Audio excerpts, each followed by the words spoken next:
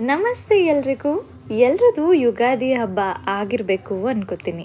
ನಾವು ವೆಸ್ಟರ್ನ್ ಆಸ್ಟ್ರೇಲಿಯಾದಲ್ಲಿ ಯುಗಾದಿ ಉತ್ಸವನ ಹೇಗ್ ಮಾಡಿದ್ವಿ, ಹಾಗೆ ವಿಮೆನ್ಸ್ ಡೇನ ಹೇಗೆಲ್ಲ ಆಚರಿಸಿದ್ವಿ ಅಂತ ನೋಡೋಣವಾ.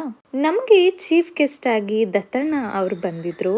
ದತ್ತಣ್ಣ ಅವ್ರನ್ನ ಗೌರವಿಸಿ, ಹಾಗೆ ಇವರ ಜೀವನ ಶೈಲಿ ನಮ್ಮೆಲ್ಲರಿಗೂ ಒಂದು ಟ್ರೂ ಇನ್ಸ್ಪಿರೇಷನ್.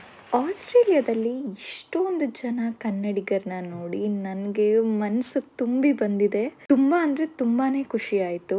ನಮ್ಮ ಕನ್ನಡ ಸಂಘದ ಮೆಂಬರ್ಸ್ ಎಲ್ಲರೂ ಸೇರಿ ವಿಮೆನ್ಸ್ ಡೇಗೆ ಒಂದು ಬ್ಯೂಟಿಫುಲ್ ಸ್ಕಿಟ್ ಅನ್ನ ಮಾಡಿದ್ರು. ಹೆಣ್ಮಕ್ಳೇ ಸ್ಟ್ರಾಂಗ್ ಗುರು ಅಂತ.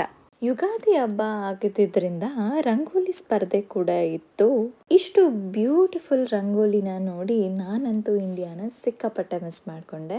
ಬಟ್ ನಾವು ಏನ್ ಕಡಿಮೆ ಇಲ್ಲ, ಇಲ್ಲಿ ಕೂಡ ಸಖತ್ತಾಗಿ ಯುಗಾದಿನ ಮಾಡಿದ್ವಿ. ಪುಟ್ ಮಕ್ಕಳು ಕಲ್ಚರಲ್ ಈವೆಂಟ್ಸ್ಗೋಸ್ಕರ ಚಂದ ರೆಡಿ ಆಗಿದ್ರು. ಹಾಗೆ ಮೆಹಂದಿ ಕೂಡ ಕಂಡಕ್ಟ್ ಮಾಡಿದ್ರು. ಮಕ್ಕಳೆಲ್ಲ ಸಾಲಾಗಿ ನಿಂತು ಮೆಹಂದಿನ ಹಾಕಿಸ್ಕೊತಾ ಇದ್ರು.